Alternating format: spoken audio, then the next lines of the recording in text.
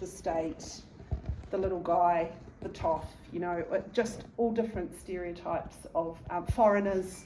So everybody in any of these Blackadder shows, no one escapes ridicule or comedy. And we will at some point have a really interesting discussion about how we look at comedy that was written in the 80s and how we find it now, watching it with 2023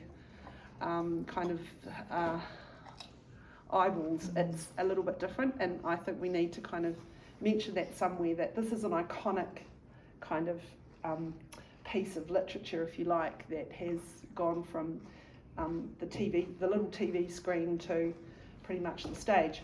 So this particular show, because the Blackadder character went through different iterations, he started in Tudor England, and then he was an Elizabethan lord, and then he was in the Regency era with Prince George, the Mad King, the Mad Prince, and then it moved to World War One. So each of those eras have been in Blackadder in the series. And this one that we're doing, have I filled in enough now? Oh yeah, we've been recording for ages. Hello there. This one is the Elizabethan one, so it's got wonderful characters who are from that age. So Queen Elizabeth I, who's kind of quite a childlike, very petulant child who likes getting drunk and seducing the boys, and she's kind of a bit crazy. So anyway, where do I start with this? Jason Fraser has put together now 3 different stage versions of the 3 of the ones that I've just mentioned, and this is his Elizabethan one, and he sort of mashed together 3 or 4 episodes into a 2-hour production.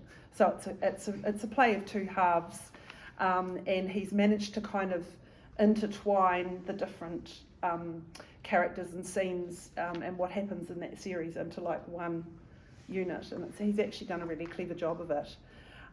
So this one has got, for example, the drunken stag do, where the boys all get together and, there's Cardinal Chunder and, all these very silly, boys drinking games and comedy breasts and things, which again, it's like, you're just going to enjoy it. It's just silly fun.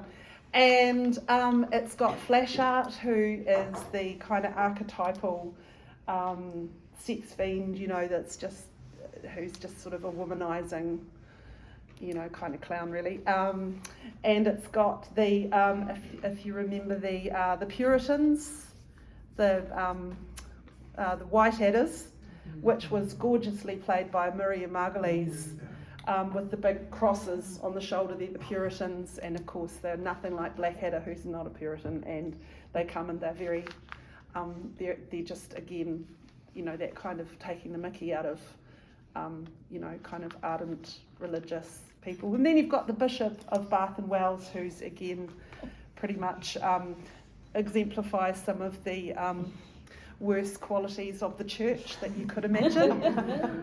So he's in it. There's Kate, who has to become a servant and dress in boys' clothes, and she becomes the love interest, Bob. Kate and Bob, and Blackadder falls in love with Bob and has to go to Dr. Leach and say, I've fallen in love with my manservant. There's lots of silly jokes about that as well. And eventually Kate reveals herself that she is actually a woman after all. So there's the wedding. So that happens. At one point in the second half, Blackadder gets kidnapped by Ludwig the Indestructible. There's a lot of play on words with his name, who is kind of an archetypal villain. And so all of this sort of stuff just kind of rolls out. It's very farcical, lots of kind of indoors and disguises, and it's very funny. Maybe go online and have a look at some of the kind of key scenes, and you'll sort of see the nature of it. So it's good fun. So all of those kind of characters comprise 25 characters, which it's actually great because you've got your main characters and then you've got the other characters that can either be played with doubling or you can just use everybody that you want to use in the show. So it could be that one person plays, Molly, the prostitute that's with Rumpy Pumpy with, what's his name? The Bishop of Bath and Wells. As I say, it's got some, and Mrs. Pants and the wise woman. There's two things you need to know about the wise woman. The first is that She's wise. and the second thing is she's Woman. a woman, yeah. So there's the wise woman. So, it could be that depending on who comes to auditions and who wants to enjoy being frantically changing costumes and being, 3 or 4 characters in different scenes, or whether people want to maybe have a cameo where they're only like in one scene. Something like Flash Art, that character is just full of energy and he does lots of pelvic thrusts and crazy. It's funny. Isn't it funny even talking about it now? I feel kind of embarrassed about it because from watching it through these eyes, it's like, not that I'm not at all woke, but it's that whole kind of, can we make fun of German time management? Mm-hmm. So, there are the German guards who count everything they do. 1, 2, 1, 2, 1, 2, puts the things on the table, with these kind of German accents. And I'm sure that there are probably Germans that come and watch it and go, that's us. Or they might just go, that's really offensive. But anyway, as I say, no one escapes ridicule in this play. Everyone, even Blackadder himself, is an object of humour. So it's quite fun. Maybe that needs to be in the marketing, just offend everyone. Yes. Yeah. Come and get offended. Yeah. It was sort of, Yeah. it was touted as being un-PC in the 80s, and it's even more un-PC now. So you kind of leave your, your 2023 views at the door and just go, this is a piece of classic kind of British humour. The way that we did with Hello Hello, because there were a few dodgy characters in that one as well. Obviously set in Elizabethan England, so lots of, doublets and hose and that kind of thing. And because I'm involved with Shakespeare in the Park Charitable Trust in Invercargill, I don't think we'll have too much trouble being able to sort of help source some of those costumes, because we've got probably 20 years worth of different costumes, so that will be quite fun. The set, this is going to be in the Arrowtown Hall, what's it called? Athenaeum Hall, and so it's on one stage, but I've been talking with Andrew about the set.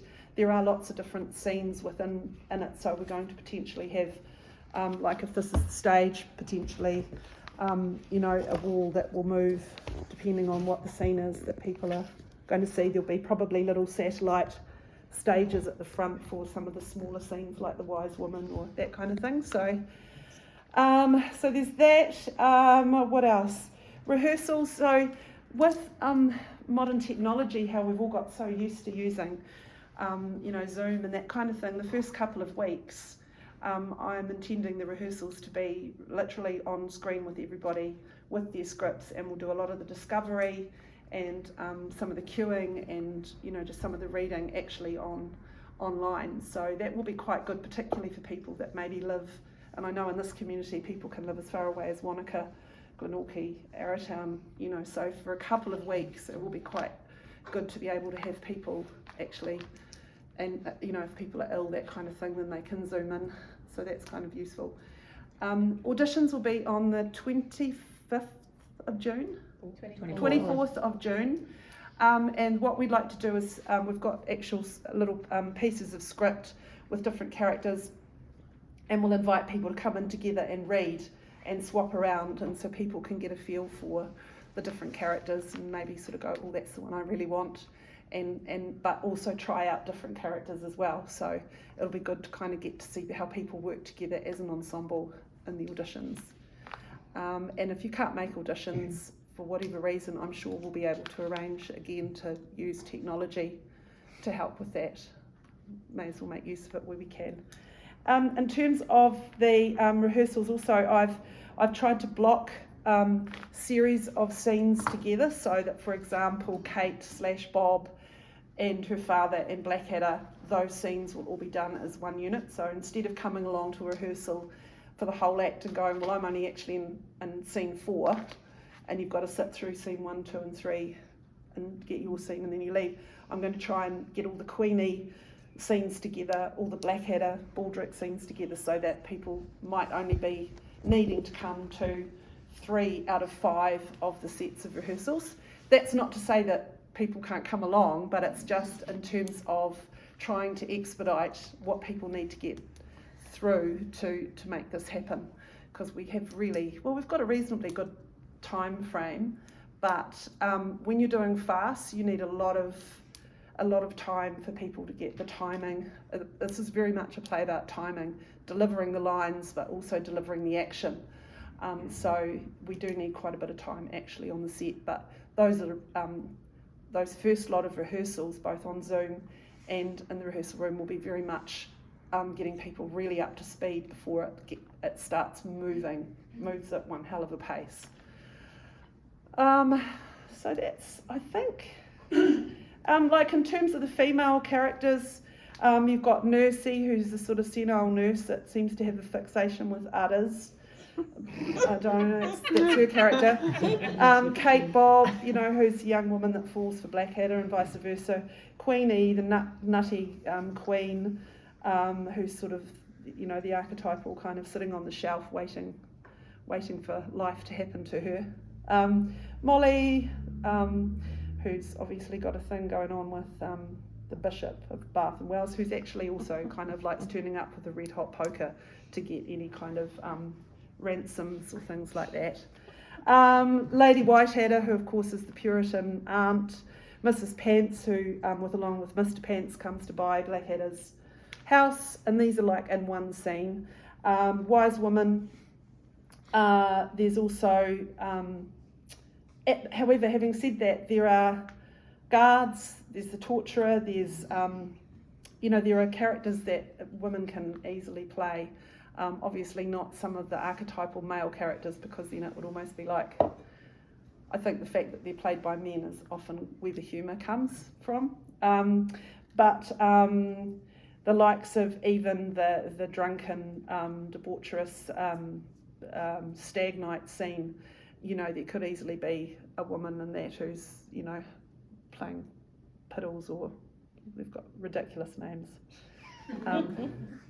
Like a lot of those British characters who've got kind of quite long names, but they're called, piddle or, silly names. It's very silly. And in terms of the male characters, obviously there's Blackadder. I need to really make this very clear. The Blackadder character is in practically every scene. There aren't too many scenes that he's not a driving force through it. So anybody who's looking to take on Blackadder really needs to kind of be prepared to commit to being around a lot and a hell of a lot of lines. So, if you know someone, or there's someone here, please, feel free to, encourage them to come and rehearse, to audition, but just be aware that one is quite a big role. And then there are the other parts of his entourage. Baldrick, who is the dog's body, archetypal kind of, your dog's body, who's not very bright and who's got all sorts of weird ideas about catching rats, and he's a bit mental. They're all mental. Everyone's mental in this play, actually. They're all crazy. And so I sort of mentioned some of them. So as I say, 25 characters, core characters that could only really be played by one person, but lots of characters that we can either double or cameo. Is that everything? Are there any questions? I think if you know the play, you'll see where we're going with it. Do you want to talk about the audition process and how that's going to work? Yes, so basically you'll perhaps get a time of about 20 minutes and be put into an audition with other people. You could either plan to come in with people that you want to, if you want to do that, or whether it's just random people being put in. And so come in for 20 minutes, read different roles, read some of the roles that you're interested in, and we'll kind of mix it up a bit just so that we can start to see the dynamics of people, and then we might have callbacks the next day, but I think just really depends on what your numbers are like, really. There'll be some obvious choices, and then there'll be some other things of like, well, how do we fit all of the people into the roles and vice versa. And also things like set changes. I'd like those people to be absolutely part of the company, and also be wearing Elizabethan costume as well, so that you don't get people coming along changing sets in their trackies, and so that they're kind of almost like their walk-on roles as well. So everybody that's involved brilliant idea. will. They're always so slack, those bank Yeah. Barry's outside. Yeah. So that's sort of about it, really. Is that everything? Is there any particular qualities you're looking at for some of the characters? Well, I think it's fair to say that audiences come along to the show to see what they remember from their own childhood, teenagehood, adulthood, whenever they first watched it. So there is sort of, I guess, an idea that people need to kind of look a little bit like how we imagine them. So, for example, Baldrick, is Tony Robinson, and if you know him, he's quite a short man, and he sort of has to be someone who's littler than Blackadder, so that Blackadder can stand over him. It just wouldn't quite work the same if it was.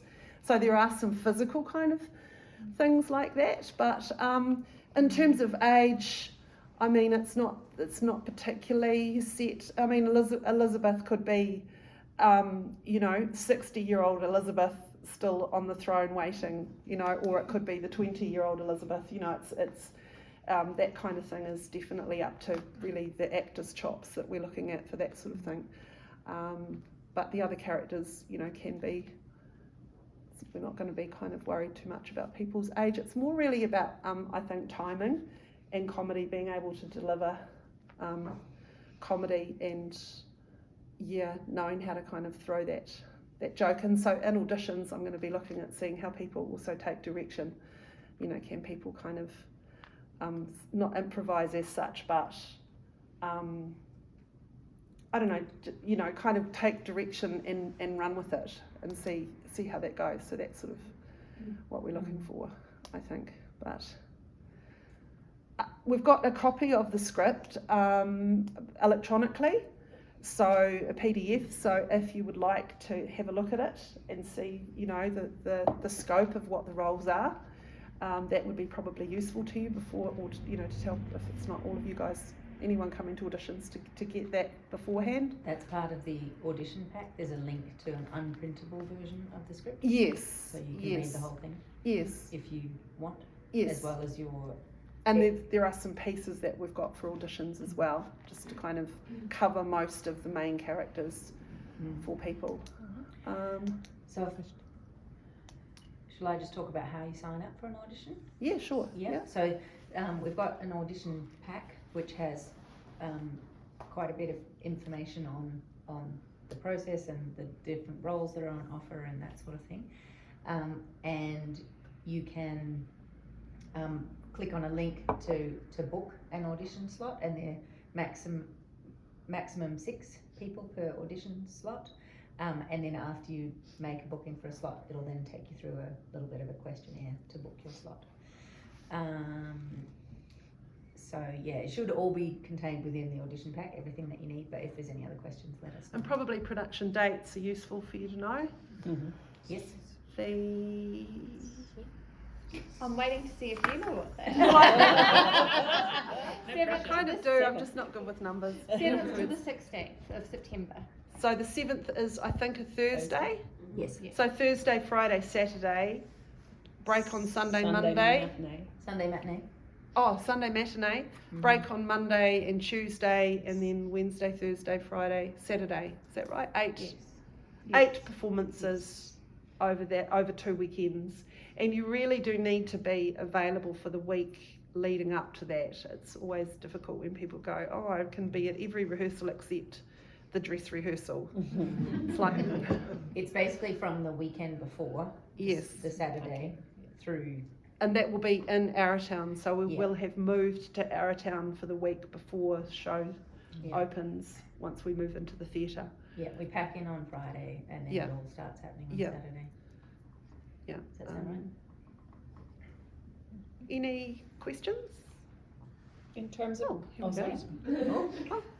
I was just going to ask about the audition. You say we're reading the parts. Do you want us to kind of be learning like most of that? I mean, you say it's like there's quite a few bits that you'll be doing within that. No, I would just get really familiar with the script so that you can kind of deliver it without having to be Yeah. too focused. But I would never expect anyone to be learning the lines off by heart, because it will do a lot of swapping and changing and that kind of thing. So it'll be more, it's kind of really in some ways more of a workshop audition, just to sort of see how people can work together. Once they're familiar with the script, it's many pages long, like the whole show, to read the whole show and get familiar with every.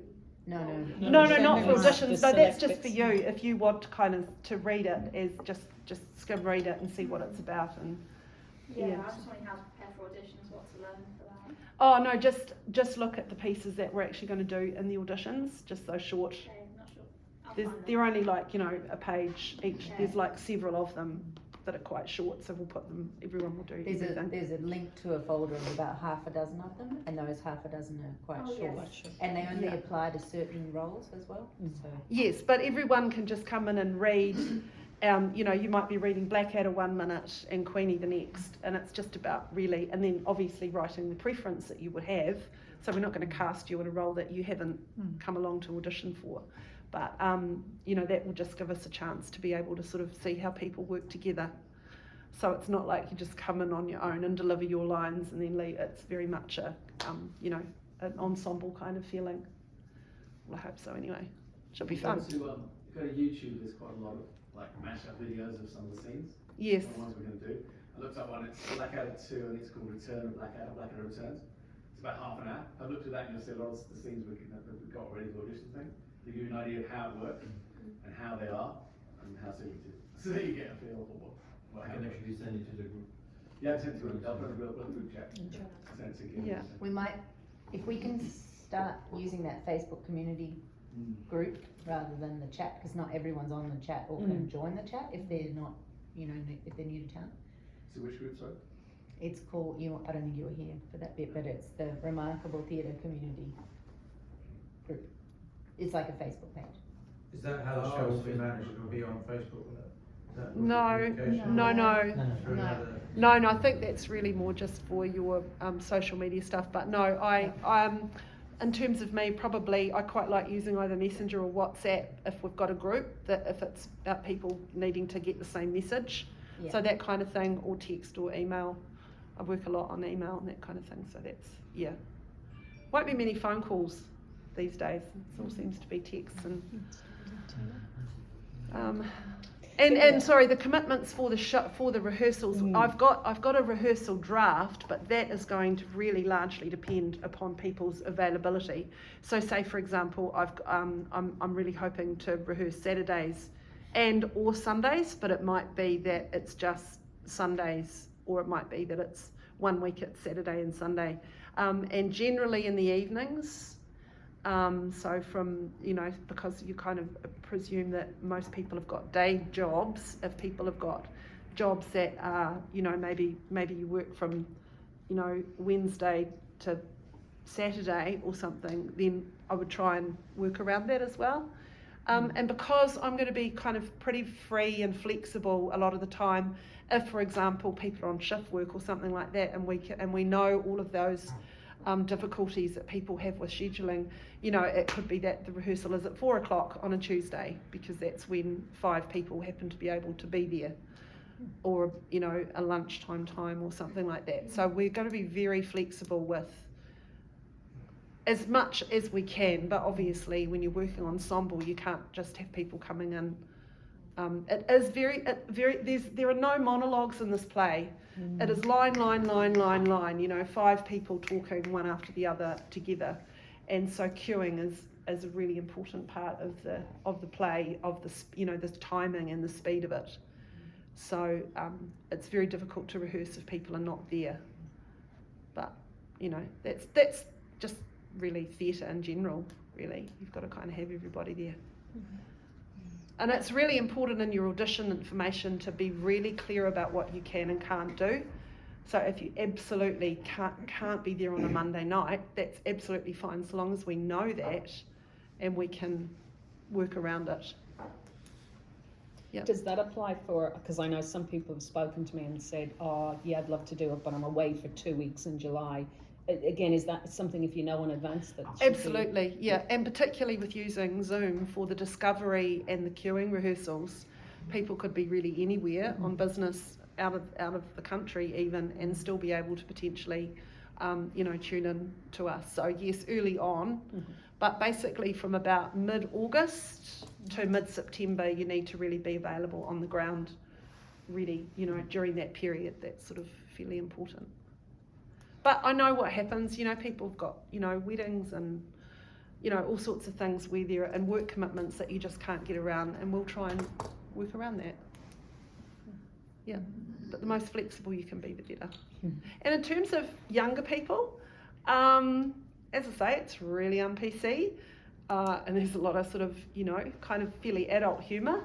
But, if you have the odd sort of teenager in your life that is interested, I'm sure that they would be welcome to come to auditions. Whether we'd find a role for them, I don't know. But it is probably more of an adult cast. It's good to kind of know that now, so that people don't get their hopes up with their 14-year-old who would really love to be in the show. It's probably not for them, just because it's a fairly... Well, I think the timing of this is fantastic. I'm hoping we're at peak work. I know most of my pals are crying out for something desperately irreverent. By September, let's smash the town and have some fun. We've got Love to it. laugh at ourselves. Yeah, absolutely, it is, and I, it is funny. It's the guys that wrote it are clever guys. They know how to kind of punch jokes, and the fact that every single institution, particularly in Britain, is kind of it's got the piss taken out of them. It's what's fun. No one escapes. Cows, everyone's in play. Everybody, yeah. So, excuse me. Yes. Clay, is it being produced in other theatre companies Yes, around the world? And can you give us a bit of background to that? Who wrote it? Yes. Where did it come from? So on. Yes, so Jason Fraser, who lives in Invercargill and is involved with Invercargill Repertory, has actually put together 3 of them so far. Three different series of Blackadder. So there's the Tudor story, and then there's the Elizabethan story, and then there's the Regency story, and it's got the same characters but centuries apart. And the actual the sitcoms, right? And so he's put together the different scripts, and the Elizabethan one was on in Invercargill, I think 3 years ago. As a standalone play, the Golden Years, which is the Elizabethan one. So this is quite interesting. So in terms of being able to do that, because as you know, there's all sorts of copyright problems with anything that you take from somewhere else, whether it's taken off the screen. The writers, so Richard Curtis, Ben Elton, I think maybe Rowan Atkinson might be in that as well, and is there one other? Jeremy, no, not Jeremy. Anyway, they have given permission. They have seen Jason's script and they have okayed it, because essentially it's pretty much a transcript of the TV script. So he hasn't recreated any other drama. He's pretty much literally taken it verbatim from the original 1980s sitcoms, and they've okayed that. They're perfectly happy with that, and any royalties they want, in terms of box office royalties, the usual kind of whatever it is, will go back to the Red Nose actors, the comedy, comic relief, charity comic relief in the UK that a lot of comedians give their time to, and that sort of thing. So it just goes through their lawyer, and then the money is dispersed to charity. So that's how it's quite genius, really, that Jason was able to do it legitimately, so that it has been, and it's also been done in Kiri as well. So people heard about it and picked up the script. And the reason why you guys are doing it was when Mel said, "Is there would you like to put in a proposal to do a show?" I said, "Well, what show would you like to do?" She said, "Well, it'd be good to get a bums on seats show." And I said, "Well, have you considered Blackadder?" And the committee had Jason's script and read it, and kind of it was a no-brainer, because it's just popular. People will come along expecting to hear, "I've got a plan so cunning you could put a tail on it and call it a weasel." you Bury know, me in a just white yeah. So you know, there's just those sort of characters and lines that people will remember from the This TV era, show. I think, is, for me, it's the best, I would say. It's the most recognised. Mm. So this particular set, the thing with Bob, everyone knows about Bob. We've done about Bob. This bit, like the Julie one was okay, but this is like the best one. So I think pick the best. Oh, so we can't do any more then. Yeah, you can't top it. The First World War one was That's good. I actually like it. was Yeah. fantastic, but in a very poignant and kind of touching, and using the difference between comedy and tragedy so well. But in terms of laugh a minute, it's definitely this is the fun one. I think it's loads of fun, lots of chance for people to really kind of, I don't know, break out of their normal. Yeah. And it's not just for the actors to have fun. A big show like this, you know, there's lots of opportunities to help out leading up to the show and then behind the scenes of the show. So if you're a little shy and you don't want to be on stage, or if you're a little shy and you need to be pushed to be on stage, no, I'm just kidding. There's heaps of, like, from production manager, people to help with marketing. If you've got it, you know, with the hammer, you can come and help build the set. Sort of leading up to it, we're really looking for a stage manager and stage hands. And see, you're not missing out. You're going to get to have a costume too, so that was good.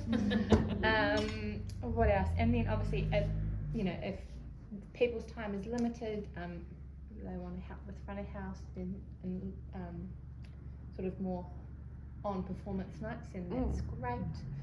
And like the costuming is fun because there won't be a lot of making of costumes. So if you really love costume and fabrics and putting things together, you don't actually necessarily have to sew, because we will be bringing in a lot of the costumes for that. So again, that would be a job I would love. I can't sew for toffee, but I love looking at how people put costumes together, so that might be for you. And props as well, there's quite a lot of props. You know, Elizabethan props of different, you know, jugs of mead and a turnip.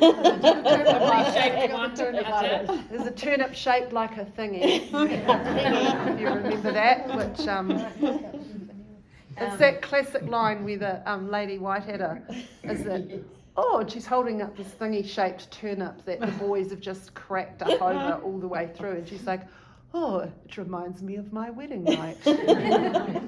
We had turnip that night. Yeah, silly. A couple of other things that people might be able to help with as well, props being one, prompting being another, and hair and makeup is also going to be a big part of this show. So if anyone has skills in those areas or interests in those areas, you don't have to be a makeup guru, but to work alongside someone that has done that. If you want to kind of grow that area, then that's a good opportunity too. Yeah, and actually the prompt role, seeing as we do have technology, I don't see any reason why a prompt couldn't be involved, almost like not a production, almost like an assistant director in a way, like maybe even jumping online where people just want to run lines. You know, well, let's use the technology. That's how we've all got to use it now. You know, why not? If you live in, Glenorchy and Arrowtown and you're in a scene, jump online, run your lines, maybe dial in the prompt if we could have one who can sit there with the script and be really nitpicky about getting the right lines.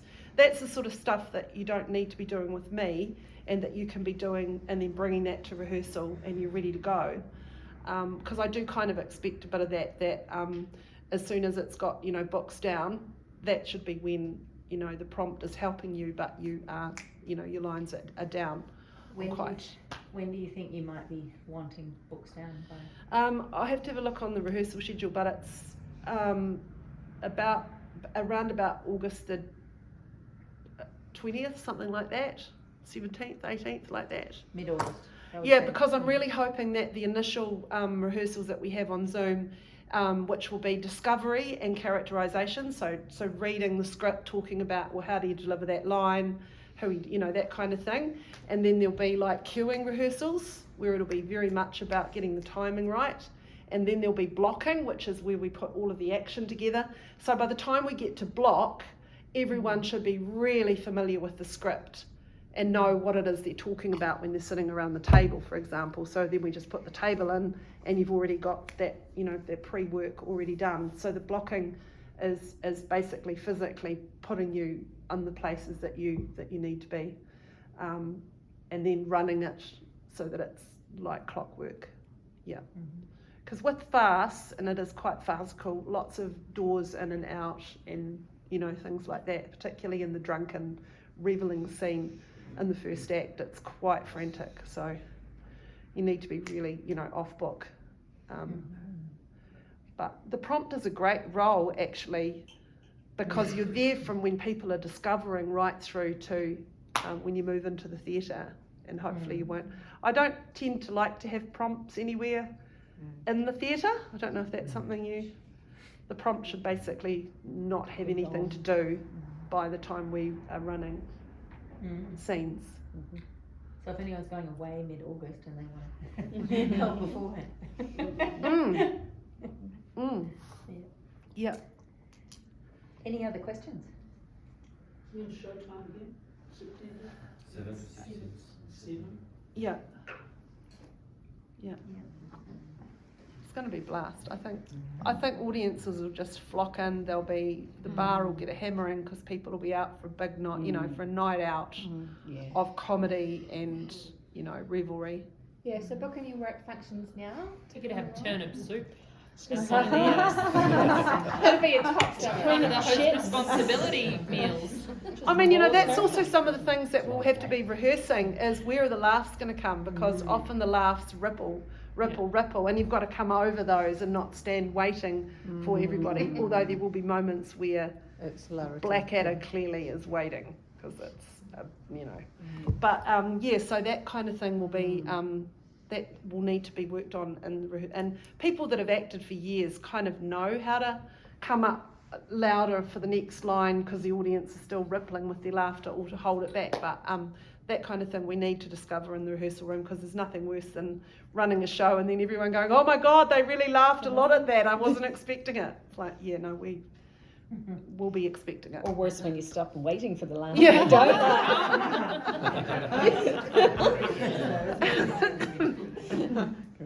There's the Queenstown Puritan Society because they think it's a play about them. Send a special invite. Okay. Actually, I don't know whether there's an opportunity for people to come dressed as their favourite character like you do in Rocky Horror. I just thought of that now. Wouldn't that be hilarious if you had a whole lot of Puritans turning up with their big crosses, or you had Baldrick with his turnip, or I don't know. You might want to think about maybe, because Rocky Horror works brilliantly with that when people turn up on the dress up nights. Yeah, maybe some dress up. And you could have some spot prizes or something, just as a bit of fun. We did that with, what was our 60s one we did? Was it Way? Where we asked people to dress in 60s gear. You could just make maybe one of the Friday nights, it's Dress Up Friday. Come along as your favourite Blackadder character. Elizabethan. So if you don't have an audition pack and you would like one, you can come and see me or email info@Remarkable Theatre. If you already have an audition pack and you haven't booked in your time slot, or if you've got any further questions you want to ask Angela before she goes, you don't have to ask in front of everybody.